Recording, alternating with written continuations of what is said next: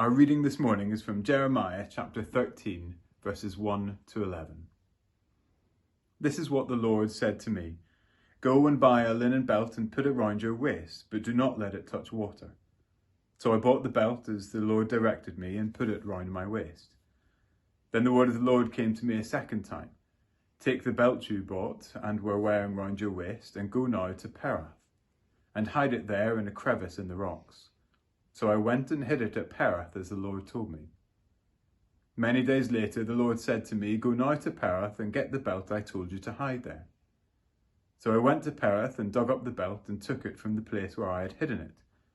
But now it was ruined and completely useless. When the word of the Lord came to me, this is what the Lord says. In the same way, I will ruin the pride of Judah and the great pride of Jerusalem. These wicked people who refuse to listen to my words, who follow the stubbornness of their hearts and go after other gods to serve and worship them, will be like this belt, completely useless. For as a belt is bound round a man's waist, so I bound the whole house of Israel and the whole house of Judah to me, declares the Lord, to be my people for my renown, and praise and honour, for they, however, have not listened. This is the word of the Lord. Thanks be to God. Now, I get it. There's little more boring than priests banging on about vestments and other clergy tat. It's exciting at the college vestment fair when they come and you get to dress up for the first time, but it does get a little less interesting after that. That is, at least, until you actually start to understand something of the significance of each of the elements as you're donning them. They have something to say about you and about God and about what He is in relationship to us. The belt, or the girdle, for example, says two things. First, it sits close and tight to us as God does. He was close to Israel in a way that He is with no one else. And the belt reminds the priest and the people of this closeness. Second, it brings together and holds together separate elements of the vestments, as God does with His people, uniting them and drawing them together under Him. As such, we try to reflect those things in the actions of the church, to bring people together under Him, to acknowledge that we are blessed to be in relationship with Him, and to act accordingly. Verse 11 shows the significance and the proximity represented by the belt, where it says, For as a belt is bound around the waist, so I am bound, all the people of Israel and all the people of Judah, to me. This is a nice picture of God binding them together to Him, which is why it's even more disappointing when the story turns to talk about how this has spoiled.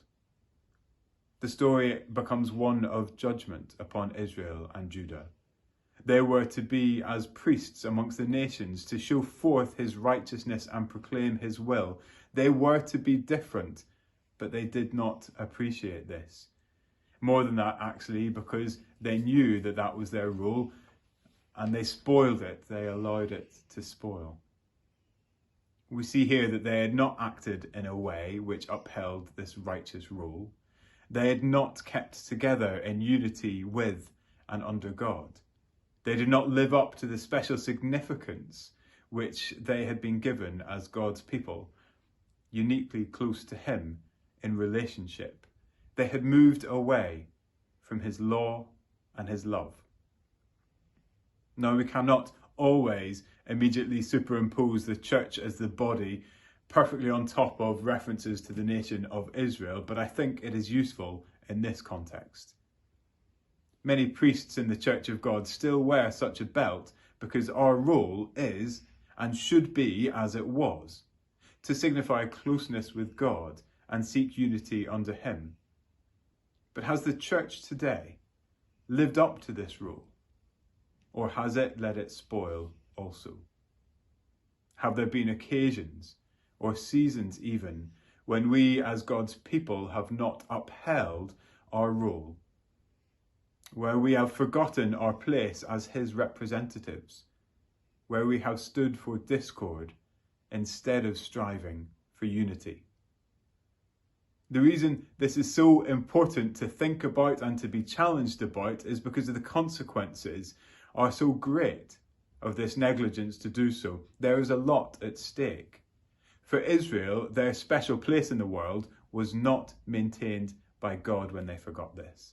In fact, their position was dramatically humbled by him. The church should not seek special treatment, but can seek to make something of its special relationship with God. It should show its place as the people of God and should strive for unity. So let's do so. Let's accept that closeness. Let's understand how wonderful it is, but let's show it to the world. Let's seek these things